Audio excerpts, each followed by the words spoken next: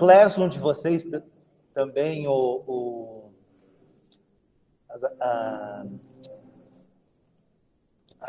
material de hoje. Qualquer coisa vocês dão uma olhada lá, acompanhando. Deixa eu compartilhar a minha tela. Fala, Alisson, beleza? Seja bem-vindo.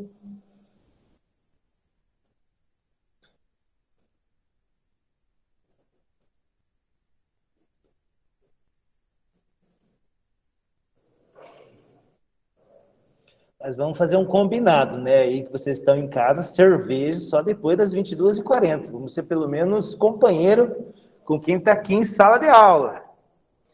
Beleza? Não vão tomar cerveja antes, por favor. Aí, então. Deixa eu só ficar melhor aqui para os colegas. Já tá bom, né? Então, povo,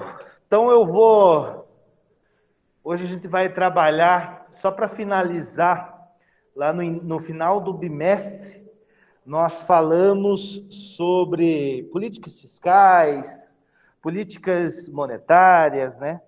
E por que eu trouxe isso? Por quê? Porque nós sabemos que o mercado em si, né, para nós que vamos investir em algo, ele é sempre volátil, ou seja, sempre estamos trabalhando na sazonalidade, né? A gente não trabalha de uma forma estável, né? A gente viu a questão desde open marketing, política monetária, taxa Selic, e hoje eu trouxe mais um tema para que daí a gente possa, nas próximas aulas, trabalhar um pouco mais na parte prática, essa questão dos investimentos, né?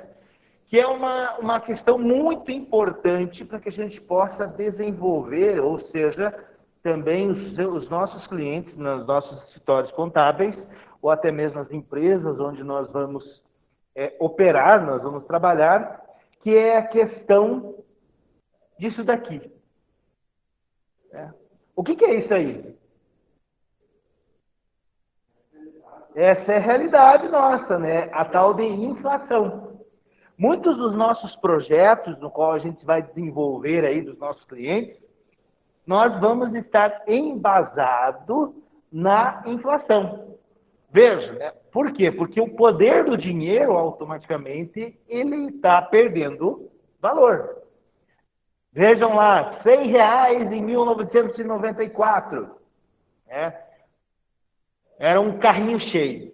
Já em 2005, meio carrinho. Em 2021, uma cestinha. E isso é uma realidade.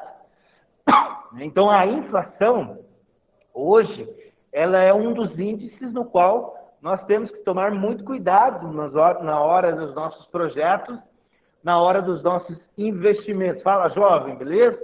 Dos investimentos. Por quê? Porque ela está rodando, ela está influenciando o nosso mercado, os nossos investimentos, todos os dias praticamente. E o que ele é a inflação? O que seria a inflação? A inflação seria um aumento médio dos preços de um conjunto de produtos e serviços durante um período. Nós temos que ter, logicamente, nós estamos em um período de inflação. Não sei se vocês observaram hoje, né? O setembro, ele teve um índice maior, um dos maiores desde lá de 1994, na taxa de inflação, ou seja, e vocês observaram que a partir da manhã também haverá mais um aumento, né, de combustíveis. Não sei se vocês chegaram. Fala, tudo bem? Então veja, como que a gente vai investir? Como que vamos desenvolver projetos para os nossos clientes, sendo que tem toda essa sazonalidade de preço? Tá, professor, mas vamos imaginar, eu estou comprando arroz e o arroz está subindo. É inflação? Depende. Nós temos que observar que a inflação é um aumento de um conjunto de produtos e serviços. Talvez esse aumento somente do arroz seja uma coisa pontual. Não choveu, houve uma quebra de safra. Então, é mais ou menos nós temos que analisar sempre a inflação sempre todos os produtos, né? E hoje nós avaliamos a inflação por um produto no qual se chama combustível. É o combustível subindo, automaticamente ele influencia toda uma seara de produtos e serviços. Por quê? Porque envolve transporte, envolve serviços nossos mesmos. Então, o combustível ele é um parâmetro, né? Então, hoje, para que a gente possa desenvolver projetos, fazendo investimentos, nós também temos que estar ligado na tal da inflação. Porque vou fazer um investimento no qual tem uma taxa básica. Lembra lá da taxa de juros? For menor que a inflação, pô, você está perdendo dinheiro, o que você vai investir? Ou você tem uma previsão, tem previsões aí para fechar 2020 e 2021 com a média de 10% taxa de inflação, uma das maiores dos últimos anos. E daí você também tem que ficar ligado nos projetos e investimentos que você vai fazer para 2022, porque as coisas estão caras. E a gente percebe que está caro, né? Aqui, só para quem chegou agora, aqui eu trouxe a primeira imagem, esse aqui, nosso poder de compra, né? Nosso poder de compra é lá em 94, em 2005 e 2021. E olha, se for analisar 2021 aqui, é só sacolinha, nem cestinha dá. É uma ou duas, dependendo aí, picanha e cerveja já dá aí, né? Então isso mostra o nosso poder o nosso poder do dinheiro, o valor do dinheiro, entre aspas, né? Ele está perdendo força. Isso é bem notório, né? Então a inflação, diante disso, para que a gente possa desenvolver os nossos projetos e investimentos no mercado, tem que entender o quê? Que cada vez mais o governo, né, ou as instituições públicas, elas tentam baixar a inflação de qualquer modo, né? Não de qualquer modo, né? Logicamente, um modo mais passível possível, né? Mais realidade. Mas tem um grande problema quando a gente pensa em projetos e investimentos, que também, se você abaixar demais a inflação ou as taxas, também gera um problema. Por exemplo, isso aqui. Vocês viram em história isso. Lembra lá do ensino médio? Né? A queima do estoque de café. Oi? O que aconteceu aqui? Aqui houve uma questão de tal de deflação. Inflação é o aumento generalizado do nível dos preços de produtos e serviços. Mas, tão maléfico para os nossos projetos de investimentos como a inflação é a tal de deflação. O que é isso? Aqui demonstra muito bem lá em 1930, entendeu? Né? Naquela época da crise de 29 dos Estados Unidos, né? E foi isso. O que representa isso aqui? Representa o quê? Que os preços caíram tanto dos produtos e serviços, dos produtos daqui o café, que chegou o quê? A não ser atrativo para os produtores. Por que eu vou me matar aqui sol a sol, igual nós falaram, né? Vou me matar sol a sol, e quando for vender o meu café, ele não paga nem os custos. Então, o que aconteceu nessa época? Aconteceu como lá em crise de 29. Teve muitos proprietários rurais aí que se mataram, porque automaticamente você, não vendendo estoque, não vendendo produto, gera estoque. Né? Gerando estoque, o que acontece? Você não vende. As pessoas... caiu tanto café, né, para eu consumir, mas eu tomo café, não é o dia inteiro. Não almoço café, não faz, né? Máximo eu tomo uns cafezinhos. Uma pessoa, imagina naquela época bastante. Então, o que aconteceu? As vendas, o consumo diminuiu. Mas os custos dos produtores continuaram os mesmos. Né? E o que aconteceu? Por obra do governo, o governo ele comprou estoque, pelo menos a preço de custo, para que os produtores não se matassem, ou para girar mesmo a economia. Então, o governo, muitas vezes, para investimentos e projetos, ele tem determinadas ações. Por exemplo, ano passado foi como isso aqui? uma analogia do ano passado. Como que o governo injetou dinheiro na Auxílio economia? emergencial. Auxílio emergencial. Então, se você for analisar, a história sempre se repete de alguma forma. E o que aconteceu? O governo comprou isso aqui, mas queimou. Porque também não tinha consumo para isso. Então, tão maléfico a inflação como a deflação. Por quê? Porque com deflação, o que acontece? Contrário da inflação, logicamente, aumento da oferta. O que é aumento da oferta? Muitos produtos no mercado. E não sei se vocês lembram da lei de oferta e demanda, com o Tunico, lá que vocês tiveram. Quanto mais produtos no mercado, o preço ele tende a baixar. Consequentemente, também, ele abaixa tanto porque a demanda também não supre. Porque você não vai comprar café todo momento. Né? Se for sapatos aqui, não sei, as mulheres, né? Roupas. mas chega uma hora que elas falam, não preciso de tantas roupas assim também. É tantos sapatos. Né? A cerveja para os homens. A cerveja para os homens, mas também daí chega uma coisa que chega como alcoólico, né? Não dá. Daí não vai para frente. E o que acontece? Pouca moeda em circulação não é positivo também para a economia. Então, veja, nós sempre temos que analisar essas situações. Inflação alta é ruim? Lógico. Né? O preço ele tende a subir. Só que também, com inflação muito baixa, ele gera todo esse problema. Então, sempre temos, nós como analistas de mercado, consultores contábeis, que nós vamos ser os nossos clientes, temos que sempre analisar essas situações. Essa questão de você pensar, nossa, inflação perto de zero é ideal. Não é. Porque inflação perto de zero quer dizer que ninguém ganha dinheiro. Ninguém ganha dinheiro. Todo mundo troca. Tipo aquele lá, lembra do tempo dos escambos? Por sapato. O que acontece? Não gira dinheiro. Então temos que sempre analisar essas questões para os nossos investimentos, para os nossos projetos futuros, para os nossos clientes. Essa questão, a inflação, quanto que vai estar ano que vem? Logicamente, nós estamos trabalhando com previsões. Previsões de mercado.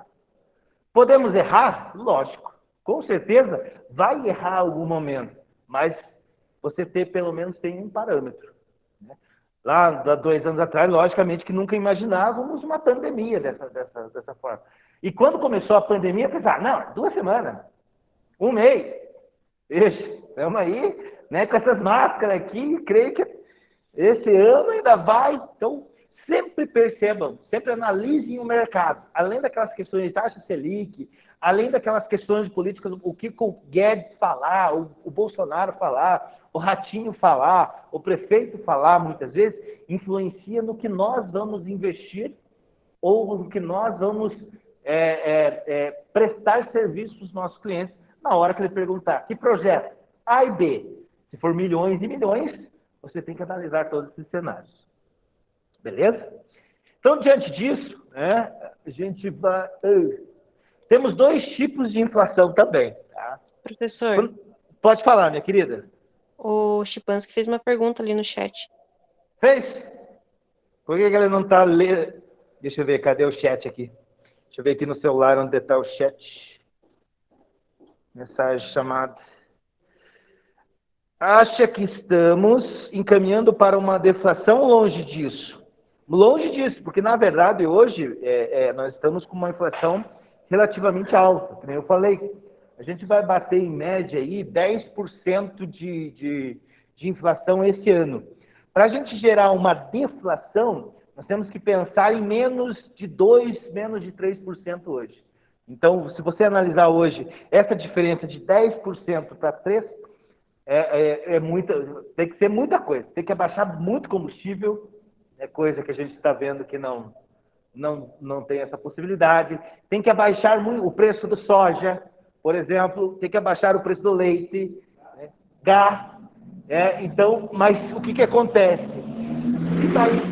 Se baixar muito assim, ele vai desmotivar quem é empresário. Ele não vai investir. Então, Gabriel, só respondendo, acredito que não. Acredito que a gente está ainda aproveitando já essa tua pergunta aqui nessa tela, nós estamos numa inflação moderada. Por mais que nós achamos, nossa, mas como, professor? Todos os dias nós, há aumento, de alguma coisa. Mas se a gente observar essa tal de hiperinflação, então vamos lá, inflação moderada, quando os aumentos são pequenos. Ainda, nós sabemos, por exemplo, que o litro de gasolina, desde 2 meses atrás, está beirando 6, entre 6 e 7. Né?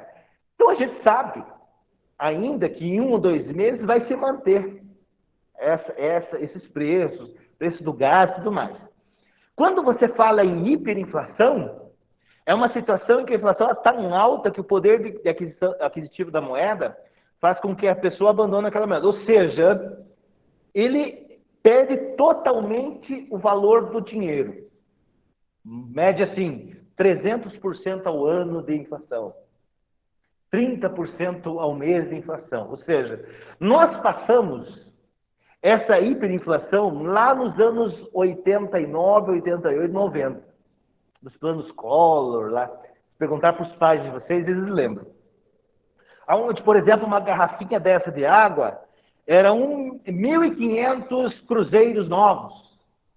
Então você tinha que pegar uma sacola de dinheiro para comprar essa garrafinha. Que o poder do dinheiro estava muito fraco, porque a inflação batia lá em cima, no teto. Então ainda, por mais que a gente percebe esse aumento todos os dias, nós estamos numa inflação moderada. Daqui a pouco eu já mostro para vocês uma imagem de uma hiperinflação. Tá? Por quê? Porque o que eu vou mostrar para vocês, nós já tivemos piores.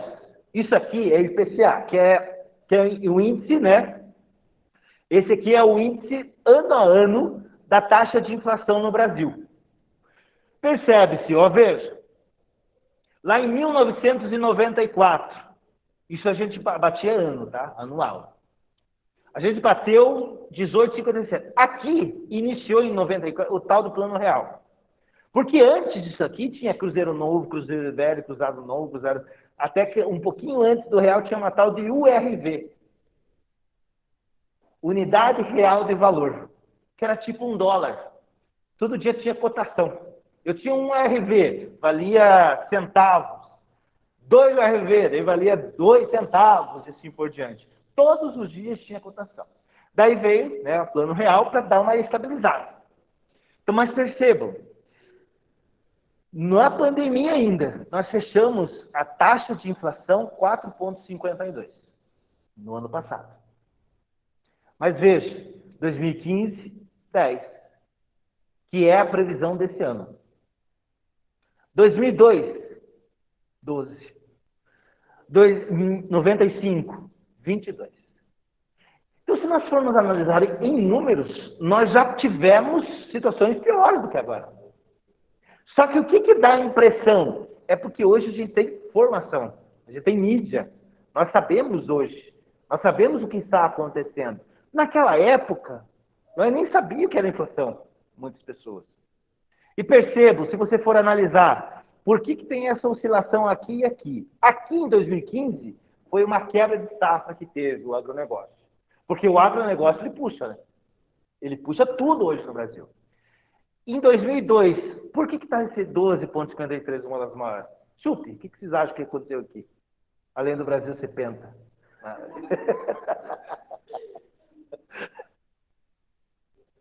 Não lembram? Vocês não devem lembrar. Mas isso aqui foi troca de governo.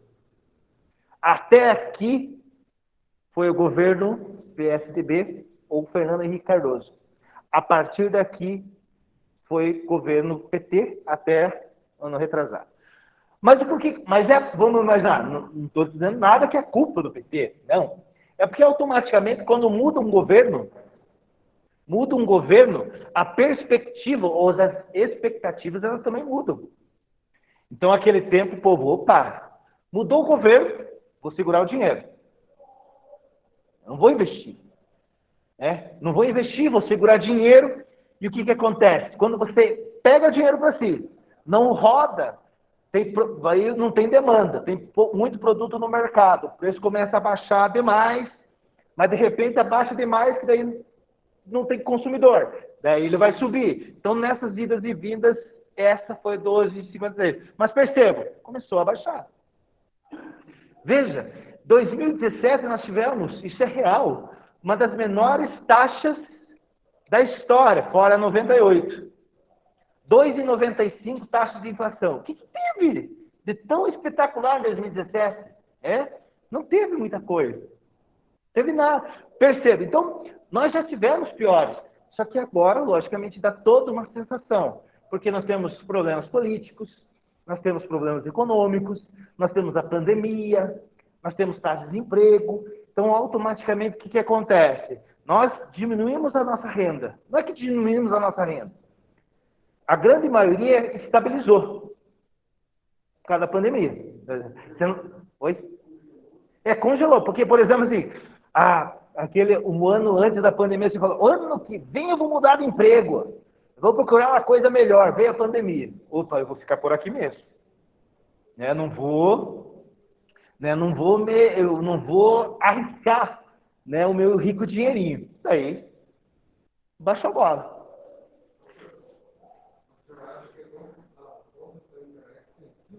Influenciam. Eu não trouxe os dados aqui, mas assim, se você for puxar aqui essa inflação do ano de 2020, a grande maioria foi também por alimentos. Tá? Por quê? Porque o alimento começou a ter muito delivery. Então você foi embutindo, todos esses custos. Essas compras por internet, logicamente, impulsiona. Mas as compras por internet, não especificamente roupas, por exemplo. Outros produtos. Começou a ter eletrodomésticos, videogame, o povo começou a ficar em casa.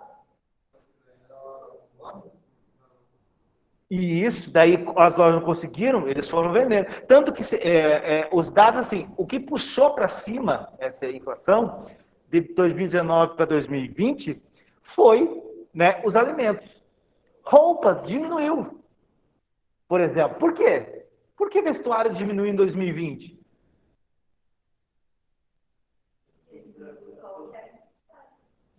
E outra, as pessoas ficavam em casa. Você colocava a camisa para cima, por baixo era pijamão. Por que você vai comprar as coisas? E literalmente, ele baixou. Mas a alimentação, o que acontece? Começou assim, daí entra tudo. Delivery, compras, bebidas. Bebidas foi uma das maiores altas de inflação do ano passado. Porque o povo em casa, daí com o que você bebia sábado, estou em casa mesmo, home office, desligo a câmera, estou aqui na aula do Sr. Fernando, câmera desligada, daí você está com cerveja, começou a aumentar. Pós-pagamento, perto de feriado, Então veja, mas aqui eu quero mostrar para vocês que nós, como consultores, nós precisamos sempre analisar. Lógico, está uma situação complicada? Tá, mas em números, em projeções, nós já tivemos pior. Bem pior, tá? E aqui, aqui só para vocês terem uma ideia, o mercado financeiro eleva projeções da inflação esse ano para 8,35. Então, vai subir um pouco mais. Agora está em média de 6,50, 6,25. Então, mas hoje teve reportagens, que hoje, o setembro desse ano, foi um dos maiores que teve alta de índices de inflação desde lá de 94. Porque essas informações aqui foi ano a ano, mas eles têm de mês a mês, Então, foi um dos maiores desde lá de 1994. Então, por isso que esse aqui é uma previsão, nem lembro, 20/9, então há 20 dias, mais de 20 dias. Mas hoje já tem uma projeção perto de 10%. Então, aqui já vai mudar um pouco. Mas, como eu falei aqui para vocês, que nem eu falei para vocês, no final dos anos 80, início dos anos 90, nós tivemos 233% de inflação ao ano. Então, uma coisa aquilo que eu falei. Os nossos pais trabalhavam, Tanto que o que acontece? Se você for observar, nós estamos com uma inflação moderada em si, mas nós temos um poder de compra maior do que lá nos nossos pais. Não sei se vocês concordam comigo.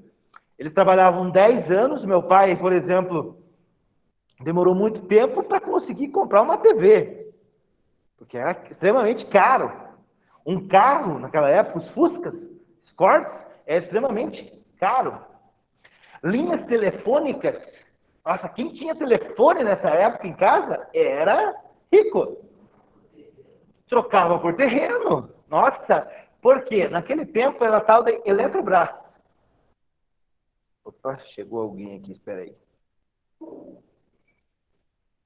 Não. Aquele tempo na China era Eletrobras, ou seja, vocês terem uma ideia, nessa época de 89, 90, disponibilizaram só 55 mil linhas telefônicas para o Brasil. Brasil inteiro.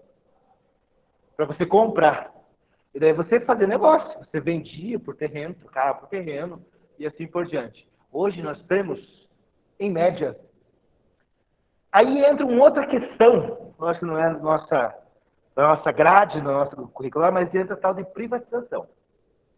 Se vocês concordam ou não. Aí vem outros caras. Depois que privatizou, hoje nós temos 230 milhões de linhas telefônicas. Hoje, se for analisar, o mendigo tem telefone. Você não vê, mas pode ser que tenha. Hoje tem, estudos tem, no Brasil tem mais celulares que gente. Tem gente que tem, nós aqui, acho que talvez você tem 2 ou 3, porque às vezes quase trabalho. Então hoje, mas isso tudo por causa da privatização. Aí entra uma outra discussão, pois é a tal de concorrência, se é boa ou não é. É aquele tal de monopólio.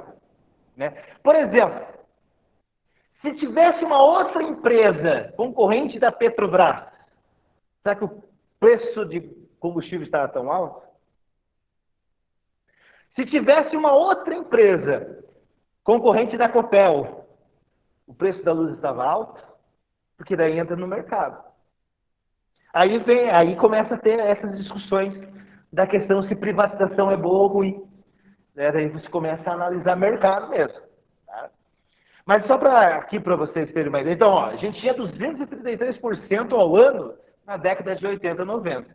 Só para vocês terem noção, em 2020, Venezuela fechou em quase 3.000% de inflação. Que é isso aqui, ó. Para comprar 1 quilo de carne na Venezuela, você precisa de 9 milhões e 500 mil bolívares, que é esse montante de dinheiro. Que é o que nós tínhamos lá na década de 90, 80, lógico que não chegou a esse ponto. Então veja que ainda, por mais que a gente, lógico, não pode tapar o sol com a peneira, mas ainda a situação do Brasil ela é gerida. Ainda, em determinadas situações. Mas se vai num lugar desse aqui, por exemplo, há 2, 3 anos atrás tinha muita imigração, de venezuelanos, tem até aqui no Guarapuava. E um dia eu vi no jornal hoje que um pedreiro lá na Venezuela passou a ponte de Roraima lá, e daí falou que aconteceu? Ele lá converteu a moeda desses bolívares venezuelanos para cá, o salário dele lá na Venezuela equivalia a R$15 aqui no Brasil. Então, imaginem. Então, assim, são situações, e isso aqui é realidade. E não tá, E hoje já acha que, lógico, hoje tem 40. Aqui, na verdade, se você for analisar no Brasil hoje a carne vermelha, aumenta um pouquinho mais. Se depois o cara da Venezuela pegasse o dinheiro dele e viesse aqui, ele tinha que aumentar um pouquinho mais esse bolo hoje. Então, só para vocês terem essa noção, tá? De pensar um pouco. Lógico, nós estamos num período bem turbulento, mas envolve muitas outras coisas. É pandemia, é política, né? É questão do STF, é questão judiciária, é questão da saúde, então envolve muita coisa. Lógico que a gente está passando, né? A gente tem noção disso, mas tem nossos vizinhos, ou até mesmo em épocas antigas, em taxas de inflação a gente já teve muito mais alto do que agora. Tá? E aqui, então só para você ter uma ideia, não é nem a Venezuela. Hoje, né, até julho desse ano, a Argentina ia bater em 2021 uma taxa de 52% de inflação. Enquanto a gente vai, a previsão nova é o 10%. Então, veja, os nossos vizinhos, onde nós, se for analisar, onde nós importamos a maior parte dos nossos trigos, né, nós produzimos, mas o que a gente compra mais para da Argentina, está sofrendo mais que nós nesse momento. Lógico, né, daí entra outras situações, né, questão geográfica, questão, né, Brasil continental, mas veja, nós ainda se viramos, né, do jeito que dá. Né? Mas só para vocês terem uma ideia, no Brasil a gente só perde para o Haiti e tudo mais. Chile também, lógico, daí entra também a questão dos milhares da população, mas isso são números. E lembrando, nós como contadores, como analistas de mercado, nós vamos analisar números. Vou investir ou não vou investir? Ah, mas vou investir numa máquina colheitadeira, na minha fazenda, eu vou substituir a mão de obra de 100 pessoas. Nossa, coitadinho das pessoas. Faz parte do mercado. Se eu não fazer isso, o meu concorrente do lado da fazenda vai fazer. E o que acontece? Eu, às vezes, por receio de demitir pessoas, não é questão de coitadinho, né? É questão assim mas isso faz parte do mercado. Por quê? Porque colheitadeira eu vou colher mais rápido, com menos desperdício, com uma qualidade melhor. Que, infelizmente, ou felizmente, de acordo com a visão, é a realidade. Ah, mas professor, mas as outras 99 pessoas? Porque uma ainda precisa ter capacitação para operar a colheitadeira. Os outros 99 têm que se reinventar. Isso é mercado. Isso é tal de capitalismo selvagem, como dizia Titãs. É a mesma coisa. Às vezes na Paulista, os motoboys, apesar que os motoboys, nesse momento, são extremamente importantes dentro da economia hoje, né? Mas lá, antes da pandemia, tinha passeatas contra drones, por exemplo. Porque nas cidades já havia, né, entregas de drone, de pizza até. Já tinha. E adiantava o cara em São Paulo, em Rio de Janeiro, parar a moto e falar, não queremos drone. Ele pode abater 1 ou 2 drones, mas isso vai ter. O que ele tem que pensar? Deixar, talvez, a questão da moto e ser operador de drone. Ou ser mecânico de drone, manutenção de drone. É igual do Uber com os taxistas. No começo. Não sei se vocês lembram. Os taxistas vão matar. Os Uber. Tanto que tinha Uber com medo mesmo. Né? Nem tem caracterização, né? Carros Uber, mas tinha um medo mesmo. Daí teve algumas brigas, algumas coisas. O que aconteceu? Os taxistas viram, não tem o que fazer. Ele veio para ficar. O que aconteceu? Começou a ter uns taxistas já com umas balinhas, com uma água, né, nos carros. Começou a mudar um pouco, porque era necessário.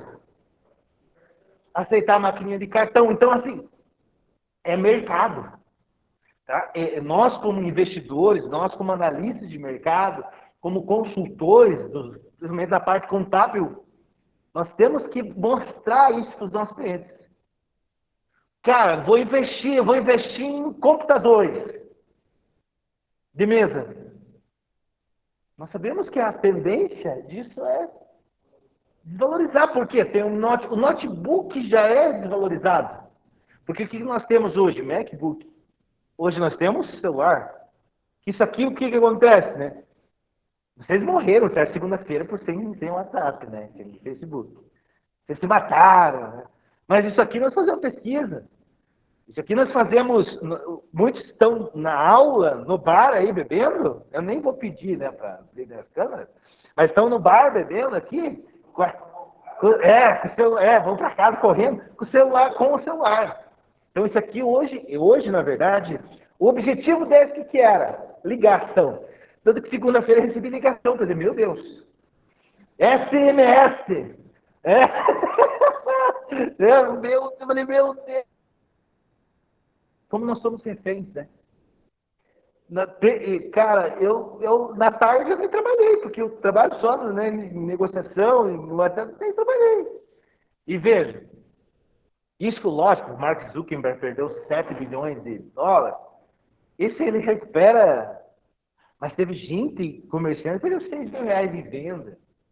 Né? Então, veja como nós somos reféns hoje disso aqui.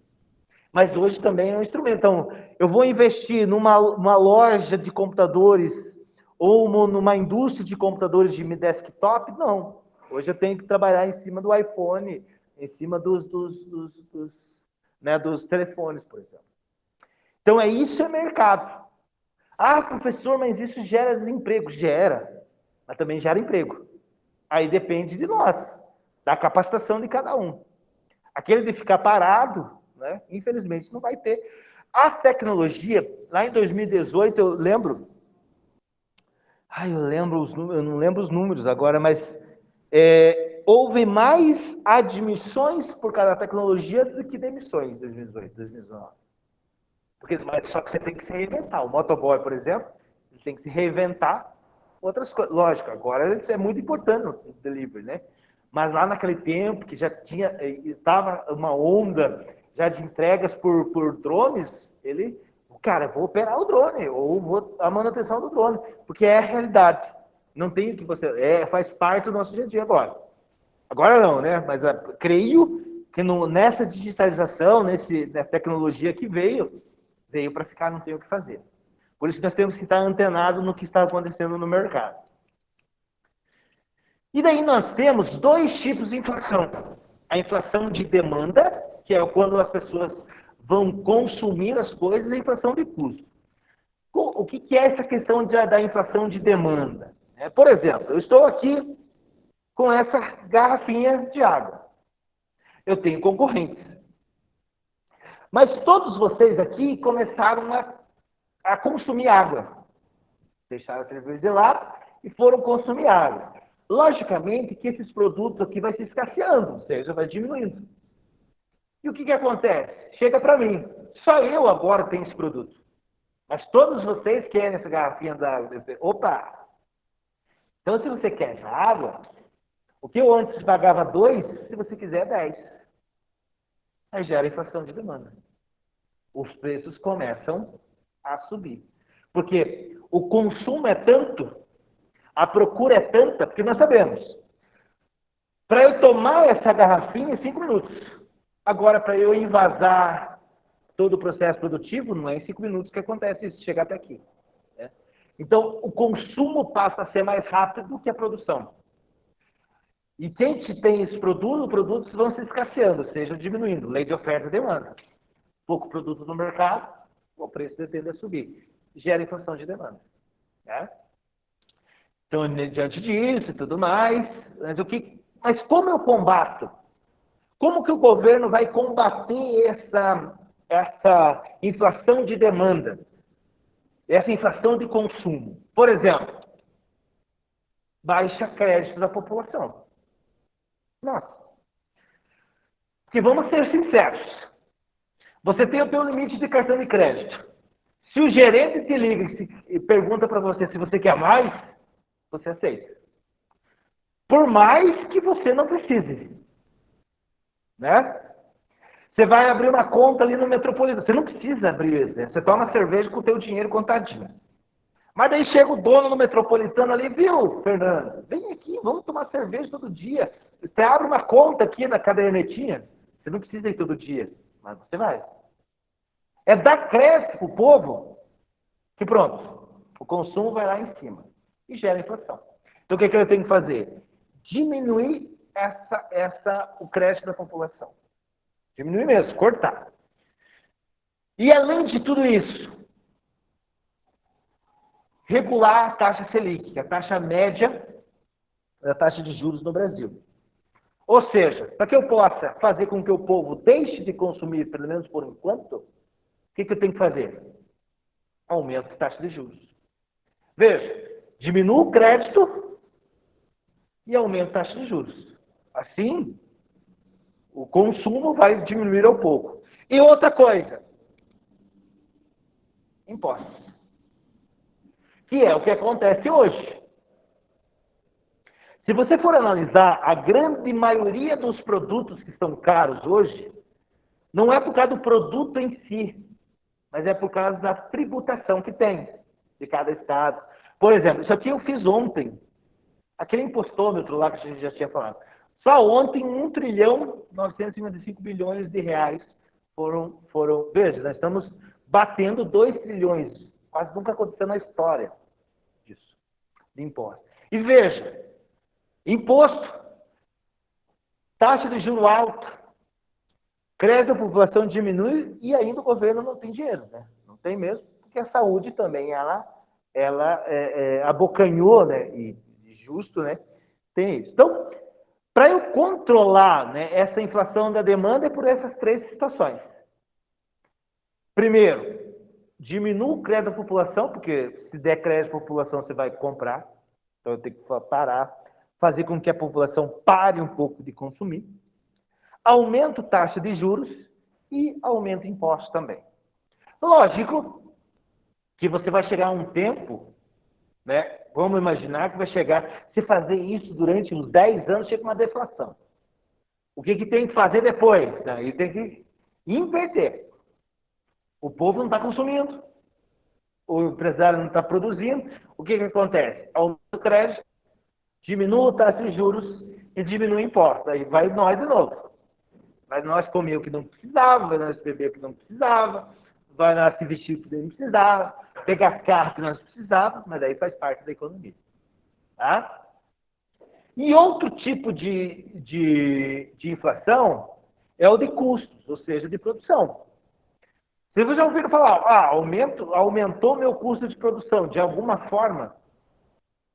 Aumenta o custo de produção por quê? Matéria-prima, mão de obra e muitas vezes o governo, através dos impostos. Né? Então, aumentou matéria-prima por causa do combustível. Ou aumentou minha mão de obra, ou seja, estou contratando pessoas da contabilidade sexto período que são extremamente capacitadas. Logicamente que eu vou pagar um salário maior. Isso aumenta o meu custo. Daí eu vou ser bonzinho e não vou repassar para a população? Não. Você vai passar para a população, porque ele não consegue, né, o produtor não consegue segurar para ele. Pô, eu vou sofrer, só eu vou sofrer? Vai sofrer todo mundo nesse período de contábeis. Se quiser tomar cerveja, vai ter que tomar cerveja um pouco mais cara. Porque eu não consigo hoje fazer o mesmo preço que estava. Daí envolve essa tal de inflação de custos. A inflação de demanda é por muito consumo. A inflação de custos é pelo custo de produção que aumenta e o produtor ele vai repassar para a população. Né? Então, aumentos salariais, elevação da taxa de juros e assim por diante. E como que se combate, né, a inflação de custos? Aí entra, hoje, nessa era da digitalização, a questão de tecnologia. É aquilo que eu falei para vocês, o parâmetro. Uma colheitadeira e 100 pessoas trabalhando, capinando manualmente. 100 pessoas capinando manualmente leva uma semana em determinada área. Uma colheitadeira demora um dia ou menos. E ainda a colheitadeira, ou a plantadeira, ou o trator, ele não desperdiça produto, ele tem uma gestão de tempo e ele tem uma produtividade melhor. Ou seja, quando você fala em inflação de custos, como combatê-la? Com produtividade. Aí, você tendo produtividade, ele aumenta menos. Então, a gente trabalha em cima da tecnologia, da inovação e também o governo através da infraestrutura. O porquê? Vamos lá. Né? O Elivelto, não sei se está aí, mas o Elivelto sabe.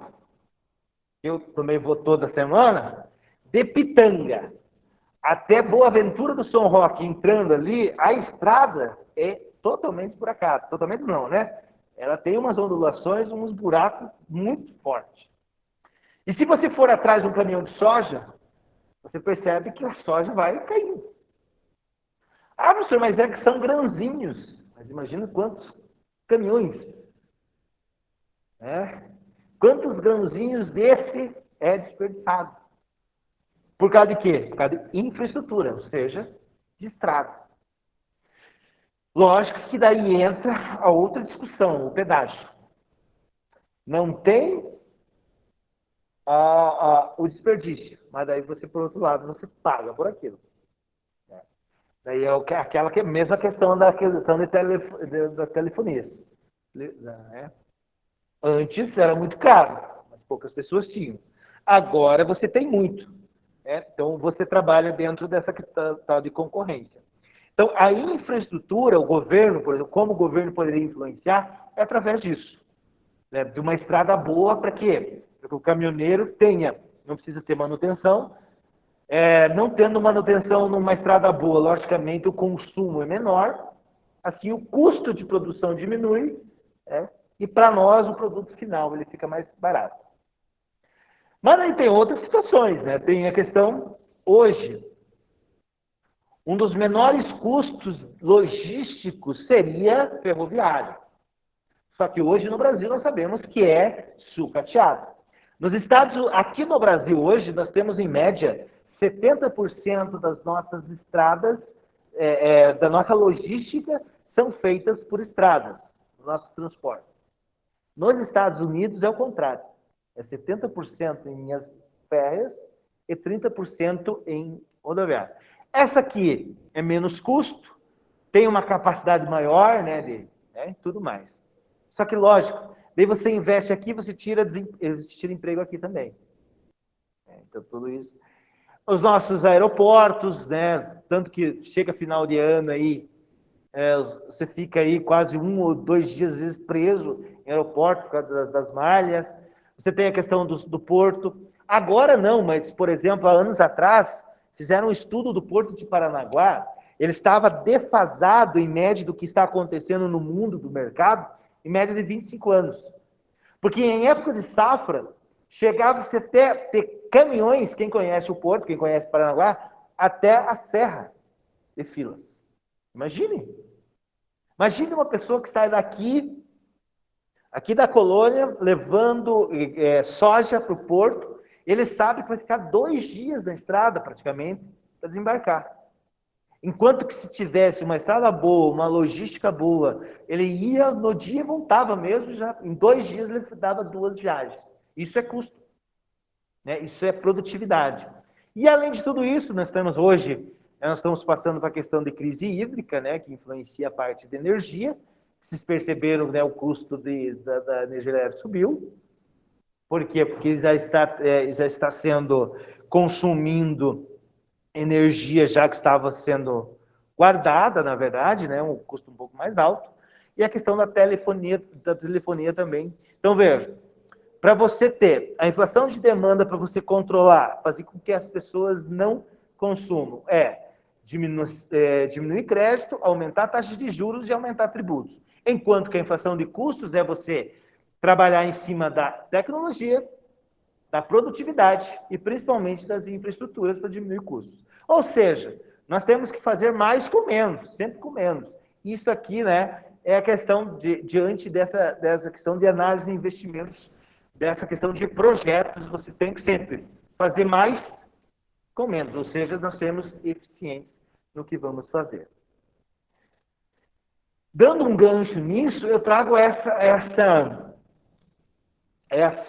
imagem, para nós diferenciarmos um pouco essa questão até politicamente da economia de investimentos. Alguém tem noção do que seja isso aqui? Logicamente que é uma noite, né? Mas aqui, esse espaço aqui é a Coreia do Norte. Pensando em economia globalizada, pensando em investimentos. Se você percebe, a Coreia do Norte ela só tem um pouco de luminosidade no centro, que é a capital. Por quê? Porque a Coreia do Norte é um sistema... Que tipo de sistema que é? Comunista. Comunista. Ou seja, você não tem concorrência, você não... É questão... O monopólio. Daí você volta àquela discussão. Concorrência é bom? É bom para o consumo.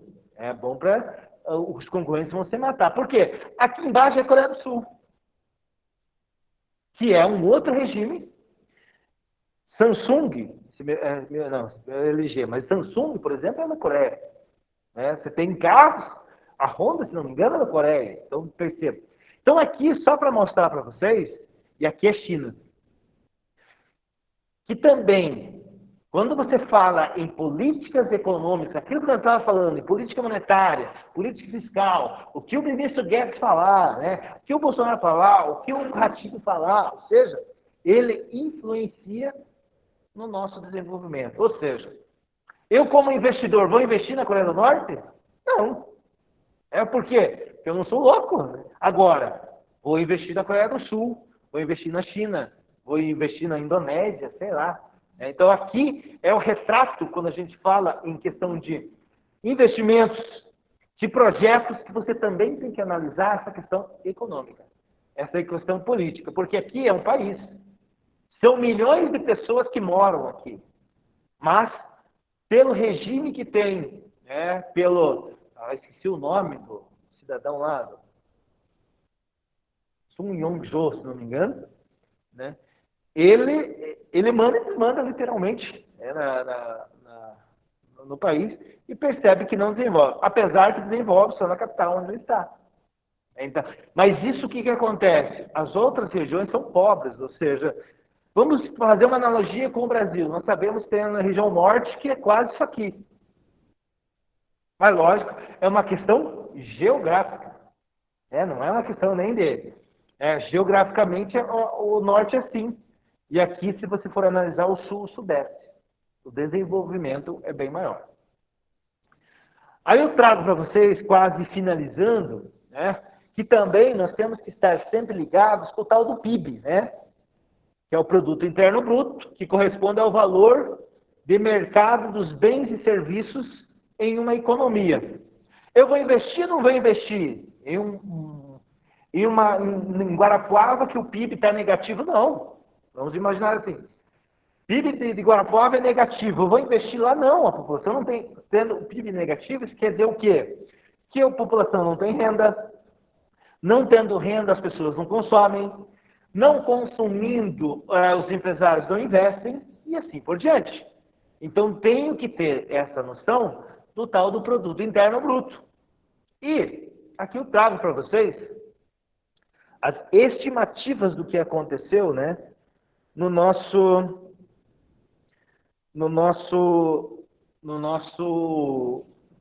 PIB, assim, né? Então, assim, logicamente que aqui agora, quanto maior, mais produção foi feita. Veja, em 2021, essa retomada da economia, muitas vezes, nós temos uma projeção de 3,96 de crescimento. Então, nossa, tá bom. Não, peraí. Veja, percebo que nós tínhamos, né, um saldo positivo. 2015 e 2016, aquela recessão que nós tivemos lá do lado do negócio, quebra, aquela complicou.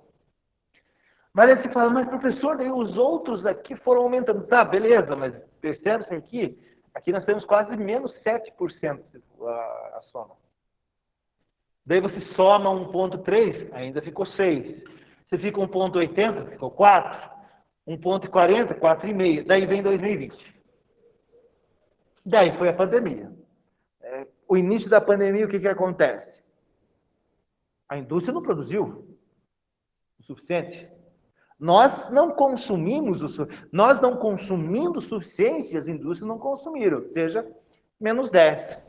Mas agora 2021 tá bom, mas vamos puxar aqui essa conta positiva com essas negativas. Ainda nós estamos em recessão econômica.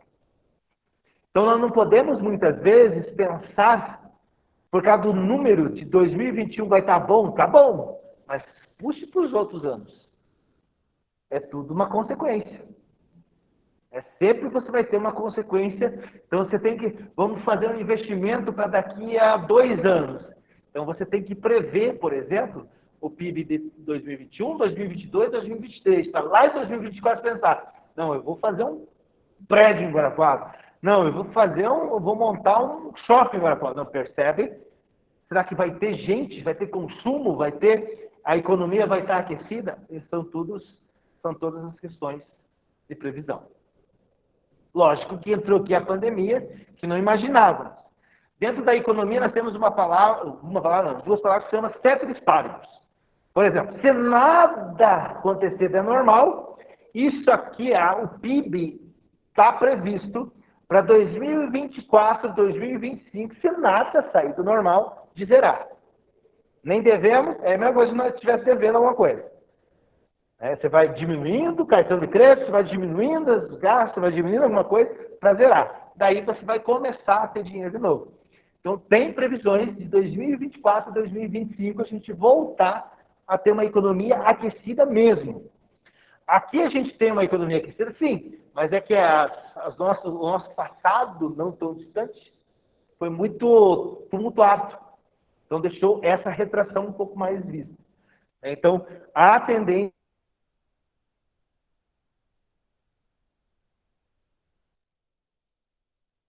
que 2024, 2025 a gente zere, entre aspas, essa conta e comece. Aqui a Organização para a Cooperação e Desenvolvimento Econômico, para 2020,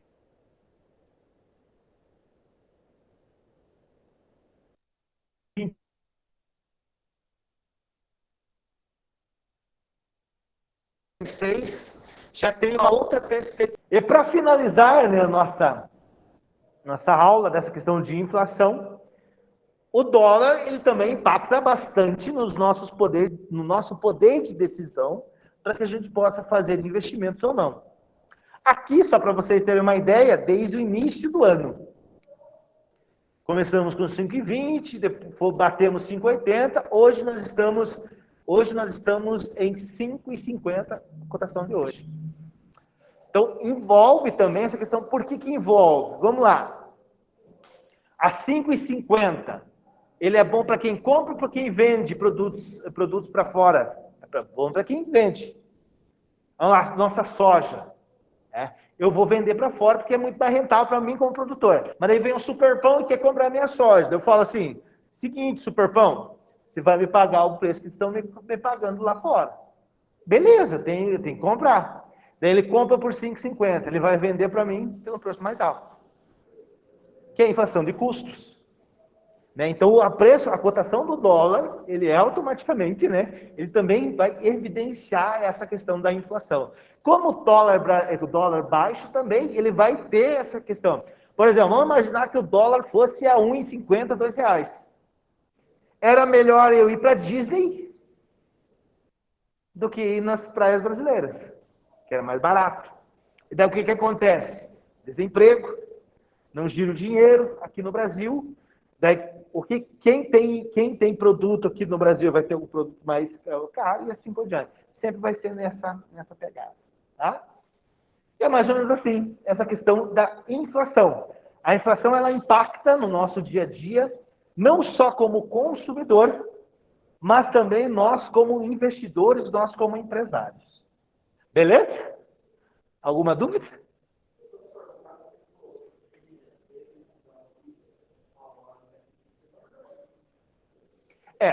Na verdade, quando você injeta dinheiro na economia, a tendência é que ele retorne. Por quê?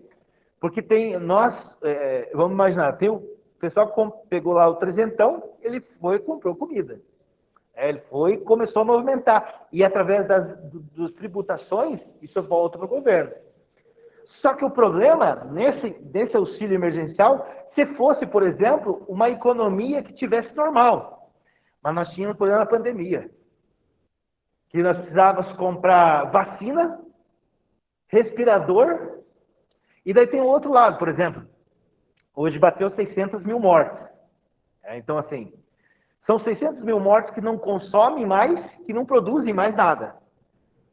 Então, e além de tudo isso, essas 600 mil mortes, ela gerou custo para a União, que ficaram, em média, aí 30 dias na UTI, vamos imaginar, também custeado.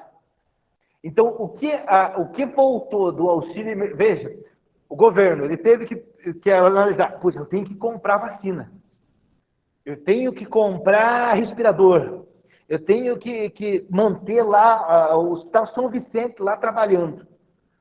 Mas só que, por outro lado, eu tenho que muitos perderam emprego. Eu tenho que fazer com que esse povo tenha dinheiro. Em épocas normais, você pode dizer assim, está sobrando um dinheiro, vou injetar ele na economia. Isso vai reverter para mim. Só que o gasto do governo foi maior do que o auxílio emergencial. Então, são contas assim que muitas vezes não tem como.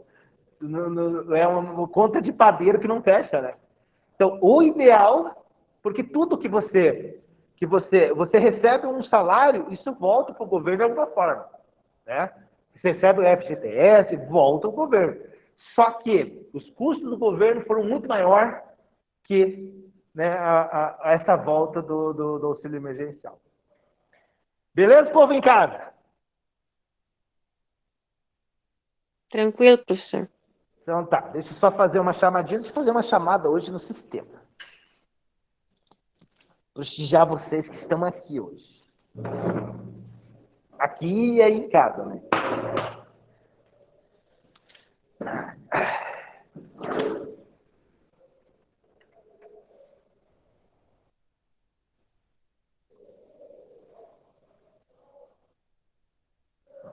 Zero.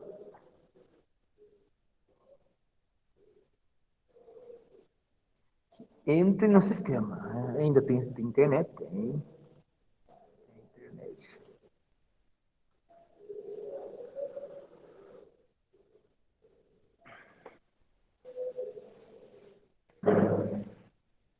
Hoje é dia de postar iniciação científica. Estão tudo louco. Lá no CP. Eu estou recebendo mensagem de orientando que eu nunca vi na vida. Ai, meu Deus do céu.